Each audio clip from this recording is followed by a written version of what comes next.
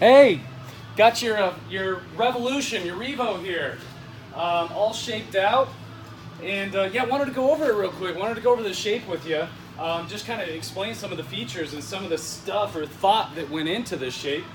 Um, it's a pretty cool looking board, but even the looks, they kind of really come from functionality. It's an extremely functional board. Just because it looks pretty far out there, it's an extremely useful or functional board. Um, let's see. So wings on this thing. So the wings, they just, especially in slower moving water, river waves, they provide a real good just pivot point.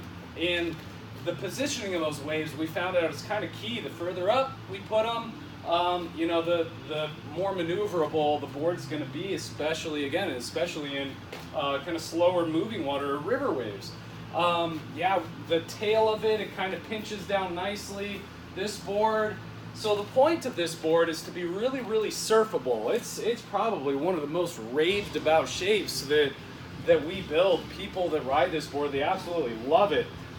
It is kind of the point of it is to be a really good paddler for a relatively short, what is it, 7'6", 7'8", I think it's 7'8", by 31.5 inches wide, but it has like 190 liters, and it's really stable. So built to be a really good performing, or really good paddling surfboard, relatively short surfboard. So yeah, it handles eddies really well. So if you're paddling out into current, you can kind of see the real soft rails, how the rails really flow from nice and soft up front, and then it gets hard and really, edgy for quickness rail to rail. The center of this board, it's got a nice roll to it up front. Again, it's not going to catch on you, which is really cool, especially for holes or just rivers, anytime you're paddling out into a wave. And then, kind of blends or transitions into a fairly shallow single concave throughout the middle to a bit of a rolled back end, which is kind of the rolled or slight V to it, just kind of keeps it nice and loose. What else? Concave deck. That's something that we do on our, we've been doing on our King Dub model, this one as well for forever. And these two, got your King Dub 3.0 and then your Revolution right here. They're fairly similar shapes, funny enough.